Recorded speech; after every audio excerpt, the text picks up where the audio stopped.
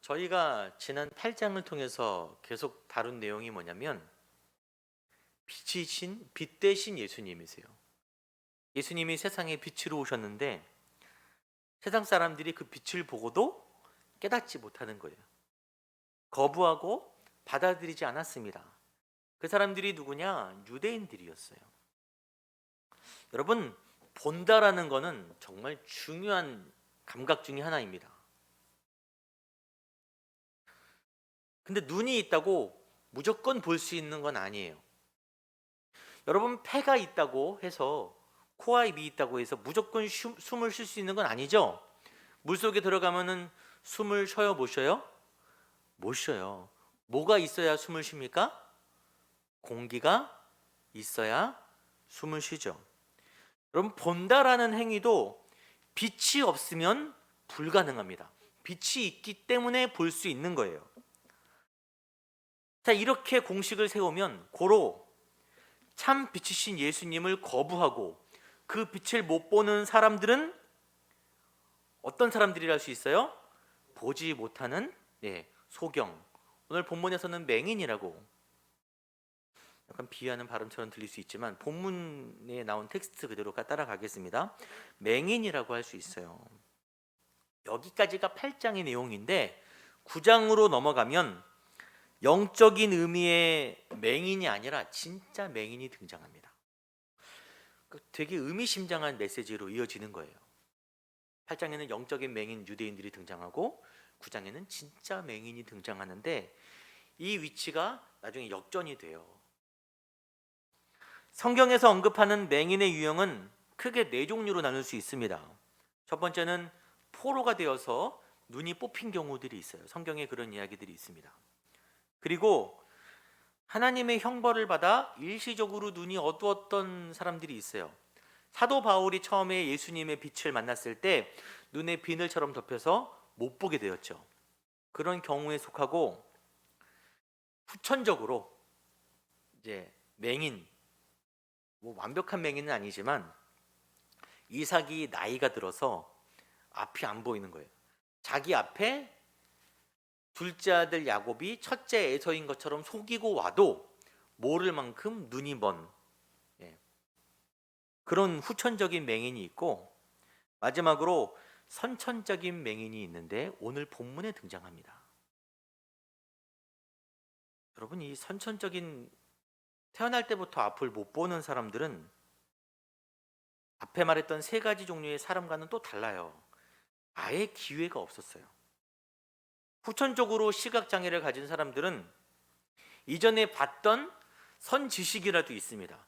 빨간색 할 때 빨간색을 지금 못 보지만 무슨 색인지 머릿속에 있어요. 의자 할 때 의자가 어떤 이미지인지 머릿속에는 있습니다. 그러나 선천적으로 시각이 없는 사람들은 이런 정보 자체가 없어요. 그래서 정말 할 수 있는 것도 극히 제한되어 있습니다. 본문의 맹인은 그래서 구걸하는 자였어요. 근데 정말 안타깝게도 이 사회가 장애를 가진 이들에 대해서 편견을 가지고 있어요. 사회적 약자를 경시하는 풍조는 항상 과거부터 지금까지 항상 있어 왔습니다. 함부로 말하고 함부로 판단하고 혐오하고 이런 집단적 편견은 제가 봤을 때 상당히 잔인한 면이 있습니다. 그 잔인함은 당하는 당사자가 아니면 이해하지 못할 부분이에요. 2절에 제자들이 한 말이 있는데 되게 충격적이에요. 이게 제자들이 물어 이르되 랍비여 이 사람이 맹인으로 난 것이 누구의 죄로 인함이니까 자기니까 그의 부모니까. 유대교에서 통념상 소경이 되거나 문둥병이 걸리거나 큰 질병을 얻었을 때 그 원인을 그 사람의 죄나 그 부모의 죄로 돌렸습니다. 더군다나 나면서부터 맹인이니까 그 죄를 부모에게 돌리는 거예요. 유대교는 자연스럽게 이렇게 생각을 했어요. 근데 성경적으로 옳지도 않을 뿐더러 가장 중요한 것은 상대방에 대한 이해와 사랑이 결여되어 있어요. 그냥 상대방을 평가하는 것입니다. 얼마나 그 사람이 들었을 때 기가 찼을 거예요. 안 됐다도 아니고 도와주는 것도 아니고 저 사람이 저렇게 못 보는 것은 누구의 죄입니까? 그 자신의 죄입니까? 부모의 죄입니까? 정말 상대방의 마음을 후벼 파는 그런 말이죠. 이런 말을 다른 사람도 아니고 제자들이 하는 거예요. 제자들도 유대인이기 때문에 당연히 그런 생각을 하고 있어요. 이래서 사회적 편견이 되게 잔인하다라는 것입니다. 예수님이 그 질문에 대한 답을 주시는데 3절 같이 읽어보겠습니다. 예수께서 대답하시되 이 사람이나 그의 부모의 죄로 인한 것이 아니라 그에게서 하나님이 하시는 일을 나타내고자 하심이라. 두 가지가 있죠. 그 부모의 죄가 아니다. 두 번째는 하나님이 하시는 일을 나타내고자 하심이라. 근데 여기서 우리가 확실하게 정리를 하지 않으면 여러분 큰 실수를 하게 됩니다. 뭐냐면 예수님이 지금 말씀하신 이 두 가지가 모든 질병과 고난에 대한 보편적인 얘기를 하고 있는 것인가? 아니면 이 사건에 제한된 이야기를 하고 있는 것인가? 여러분 뭐라 생각하십니까? 예수님이 말씀하신 이 사람이나 그 부모의 죄가 아니고 하나님의 뜻이다. 이 말이 모든 그런 장애나 질병을 포함하는 걸까요? 아니면 이 사건만 포함하는 걸까요? 이거를 정말 모르면 우리가 큰 실수를 하게 돼요. 요한복음에 예수님이 5장에 38년 된 병자를 치료하시고 나서 하신 말씀이 있는데 보라 내가 나았으니 더 심한 것이 생기지 않게 다시는 뭐를 범하지 말라? 죄를 범하지 말라. 정반대 얘기죠. 너의 질병이 뭐 때문이라고 말하는 거예요? 죄 때문이다. 조금 전 맹인의 이야기에서는 그의 죄도 아니고 부모의 죄도 아닌데 여기서는 죄 때문이다. 정반대라는 거예요. 이게 모순이 아니라 케이스 바이 케이스라고 경우가 다 다른 것입니다. 예수님이 오늘 9장에서 하시는 말씀은 이 사건만 말씀을 토대로 이 사건만을 해석하는 게 더 타당해요. 이걸 헷갈리면 아무한테나 가서 어려운 사람한테 하나님의 뜻입니다. 그 사람은 속이 썩어 문드러지는데 하나님의 뜻입니다. 누구의 죄 때문입니다. 이렇게 함부로 말하는 거는 정말 상대방을 죽이는 행위예요. 우리는 그래서 어떤 이의 고난과 어려움을 만났을 때 겪게 되고 들었을 때 평가하고 원인을 찾는 게 중요한 게 아니라 그냥 그 사람의 마음을 공감해주고 함께 울어주고 아파해주는 것이 중요한 거예요. 그 원인이 무엇인가를 판단하는 것은 아무짝에도 쓸모없습니다. 교회에서도 어떤 사람들이 막 사업을 하다가 망했어요.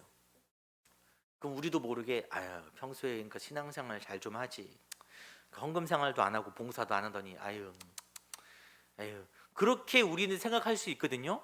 여러분 이 생각이 정말 위험하고 잔인한 생각이라는 것입니다. 그래서 오늘 우리는 이 맹인을 통해서 이 케이스만을 통해서 하나님이 하시고자 하는 메시지에만 집중하도록 하겠습니다. 6절 말씀에 예수님이 그 말씀을 하시고 땅에 침을 뱉어서 진흙을 이겼어요. 그래서 그 눈에 발랐습니다. 저도 어렸을 때 이 말씀을 듣고 가장 먼저 떠오른 생각이, 어린 마음에, 왜 예수님은 더럽게, 여러분 침이 더럽고 냄새나잖아요. 누가 나한테 침 바르면 좋겠습니까? 왜 더럽게 침으로 치료를 하셨을까 하다가도 그냥 마음속에, 그래도 안 보이던 게 보일 정도면은 그 정도는 참을 수 있지 않을까? 라는 생각을 했었어요. 그러니까 관심이 어디가 있었냐? 침에 가 있는 거예요. 침에 무슨 효능이 있는가? 막 그렇게 해석하는 분들도 있습니다. 침에 뭐 상처를 낫게 하는 효능이 있었다. 막. 근데 여기서 정말 중요한 것은 침으로 흙을 이긴 거예요. 진흙을 이겼습니다. 여러분, 하나님께서 성경에 흙으로 무엇을 하신 장면이 딱 두 군데 있어요. 어디냐면은 오늘 본문에 있고, 두 번째는 창세기 2장에 하나님이 흙으로 누굴 만들었어요? 사람을 창조하셨어요. 창조 사역에 이 흙이 사용됩니다. 하나님이 흙으로 창조하신 첫사람 아담은 사단의 유혹에 빠져버렸어요. 그래서 선악과를 먹고 선악과를 통해 죄에 대해서 깨닫게 됩니다.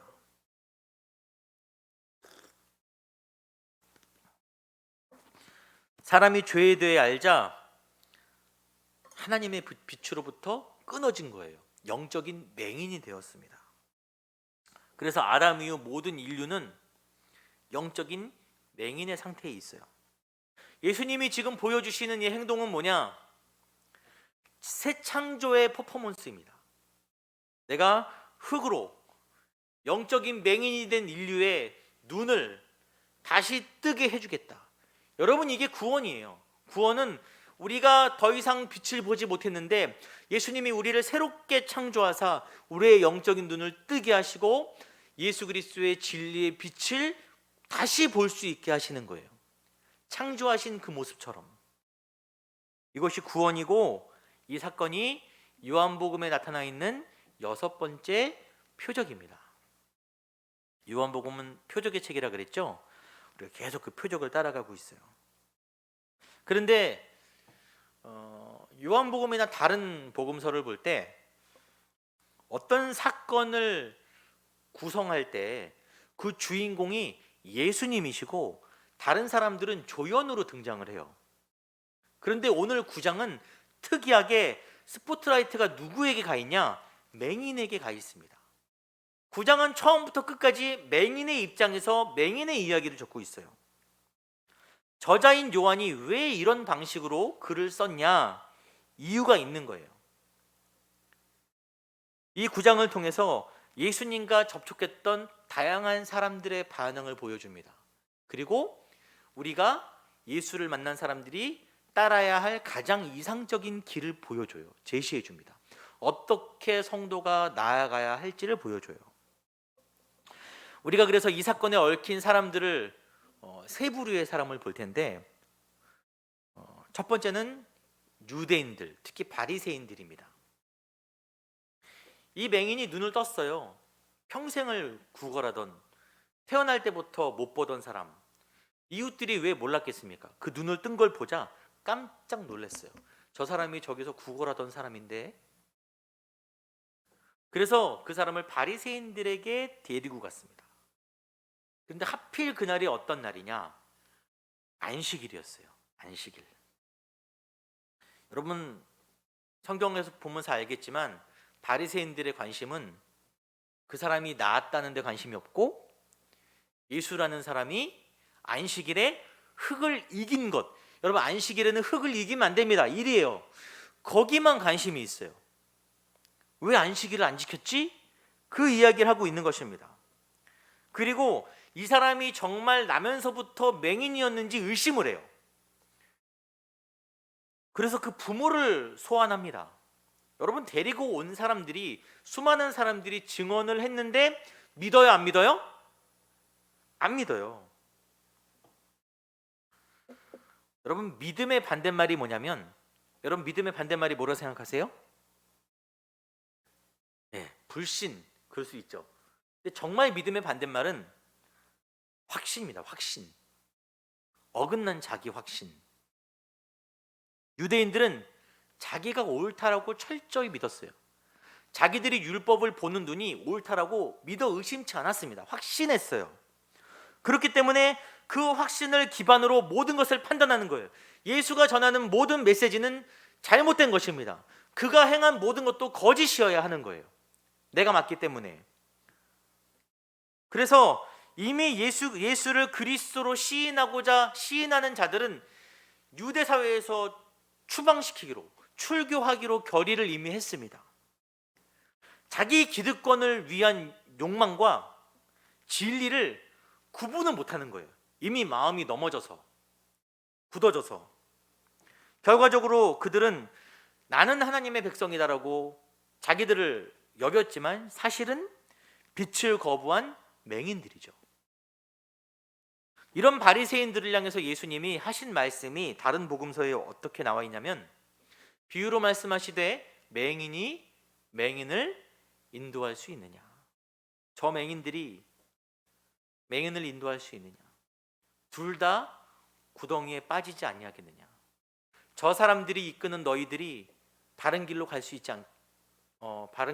있겠느냐, 둘 다 구덩이에 빠지지 않겠느냐.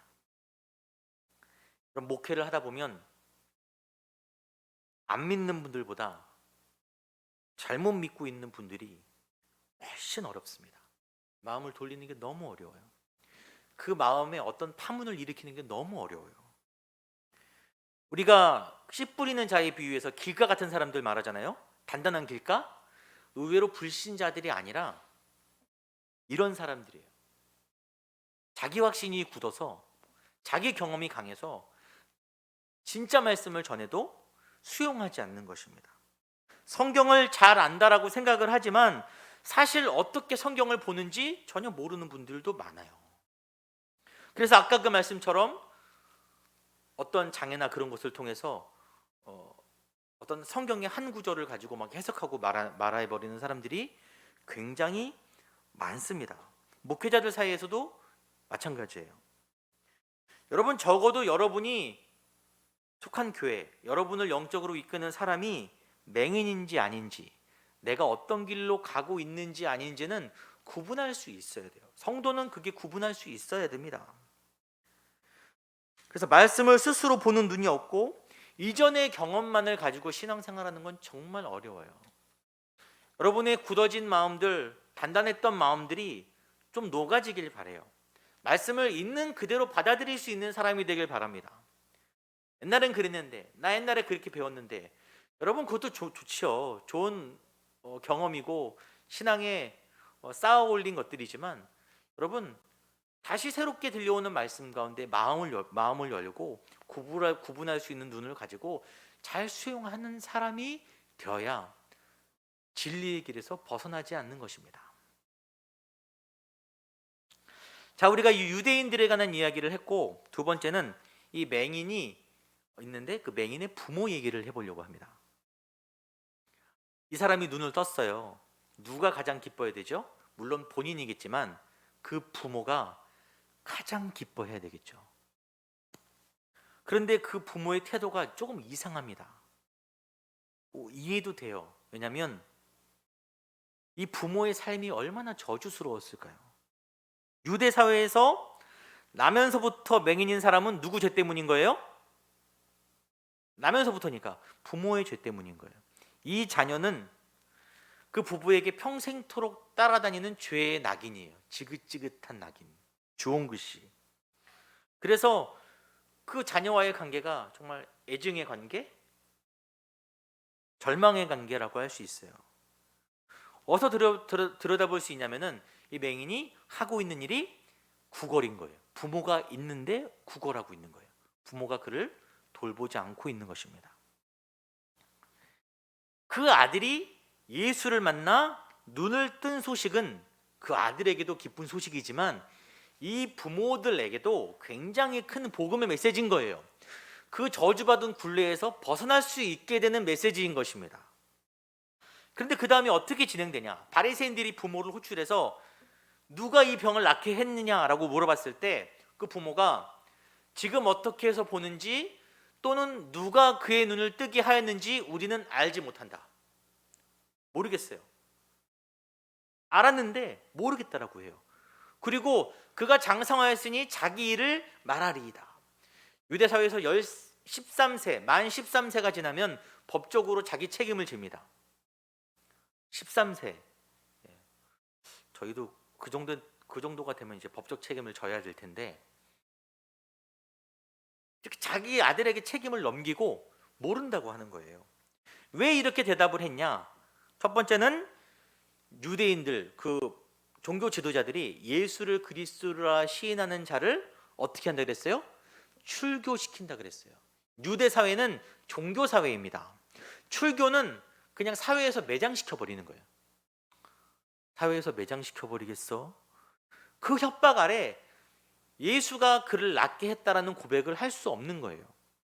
그리고 두 번째 더 중요한 게 있는데 알지 못한 아이다.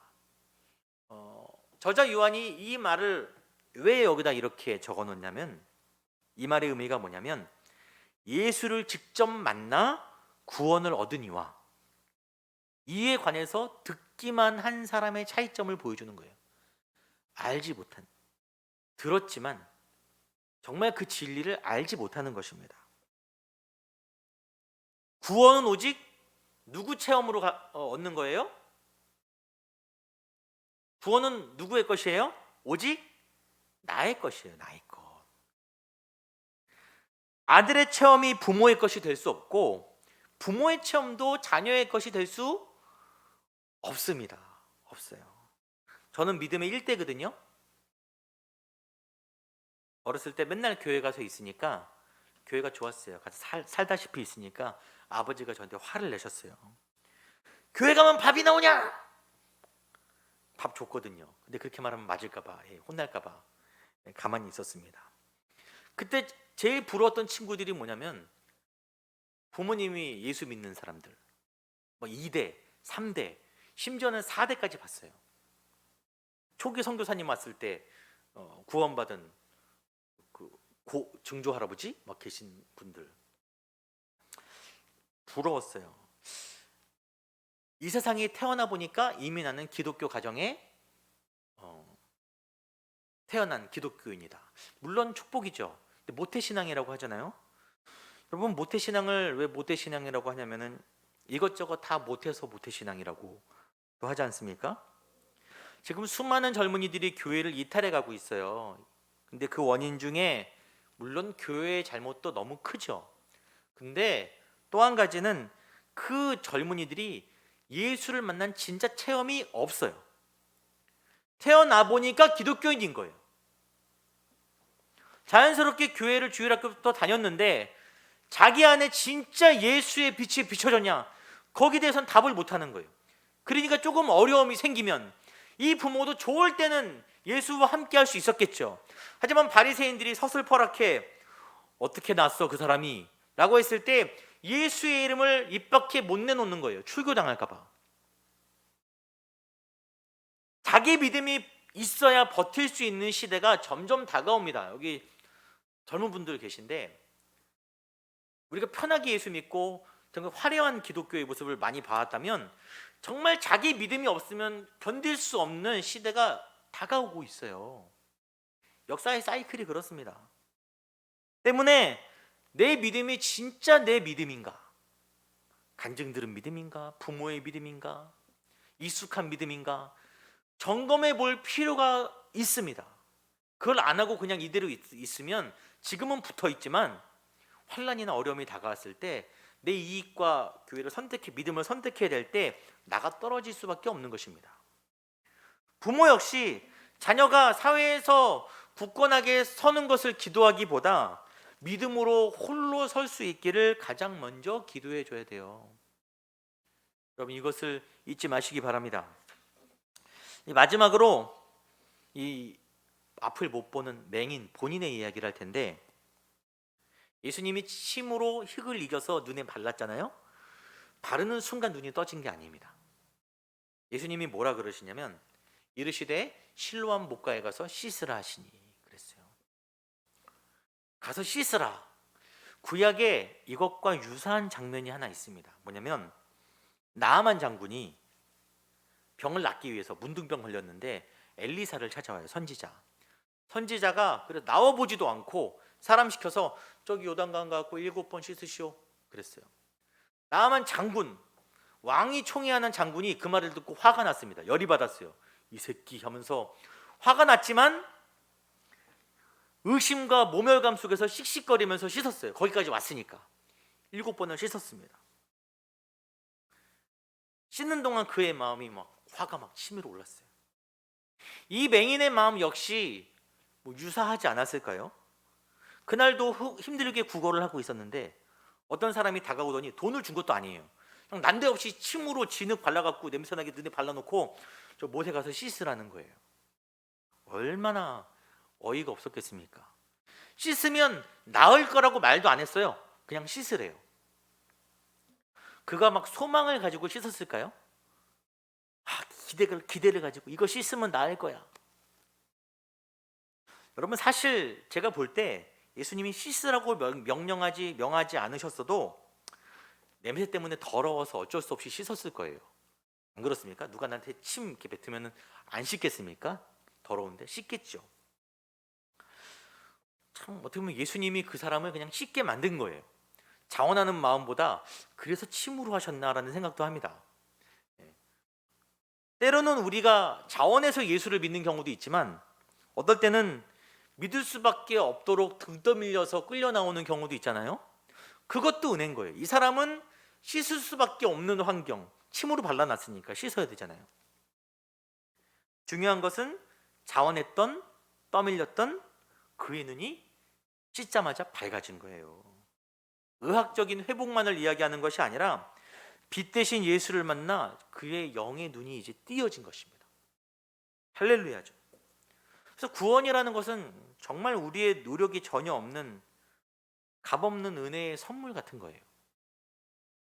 그런데 예수님이 그 사람에게 씻으라고 명한 연못가가 있어요. 그 연못가 이름이 뭐냐? 실로암이에요. 7절에 보니까 실로암은 번역하면 보냄을 받았다. 찬양으로 유명한 연못가죠. 어두운 밤에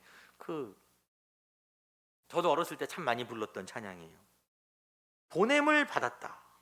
여러분, 보냄 받았다는 말이 뭐냐면 목적이 있다는 거예요. 이것을 우리는 부르심 소명이라고 합니다. 콜링, 이렇게 기독교적 용어로 이야기해요. 예수님이 그에게 소명을 주시는 거예요. 실로암에 가서 씻어라. 내가 너를 부른다. 내가 너에게 소명을 주겠다. 근데 그 사람은 지금 어떤 사람이냐면 평생토록 앉아서 구걸하던 사람이에요.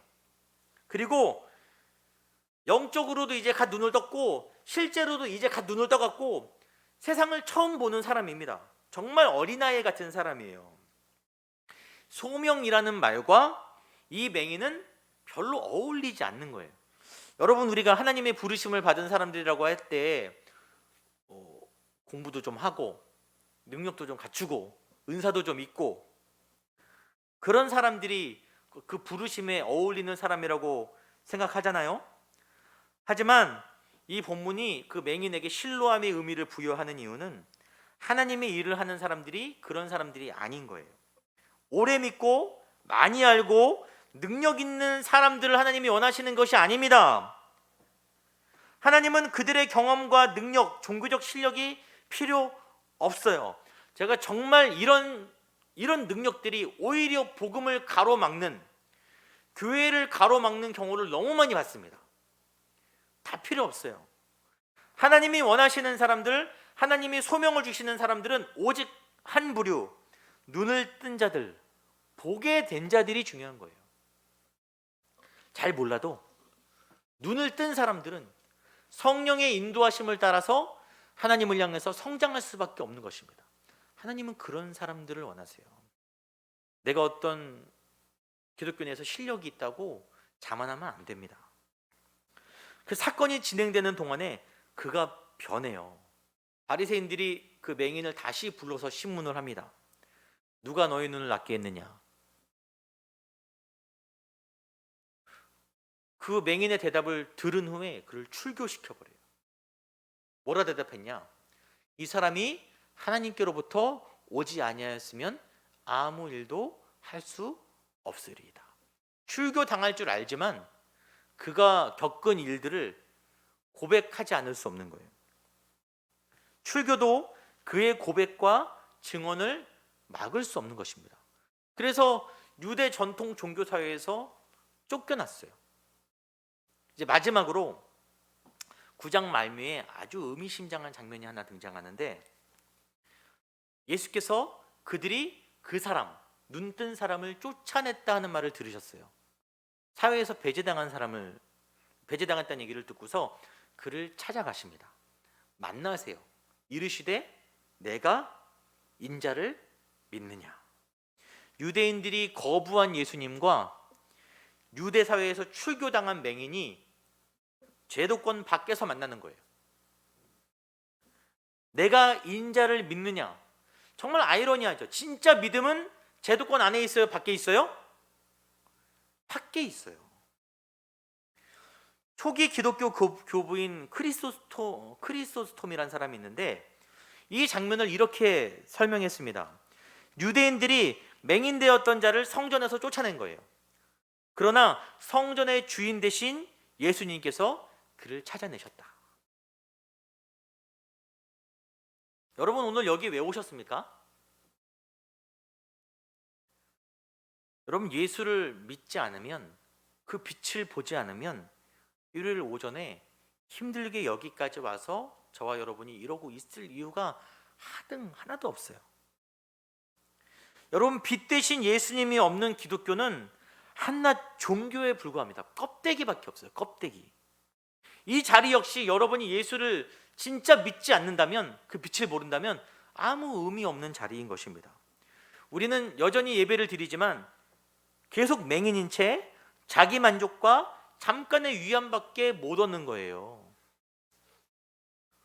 사랑하는 우리 성도님들, 종교인이 되지 마시고 눈을 떠서 소명을 가지는 그리스도인이 되시기 바랍니다. 어린아이처럼 새로 시작하시길 바라요. 그래야 앞으로 올 시대를 버텨낼 수 있는 것입니다.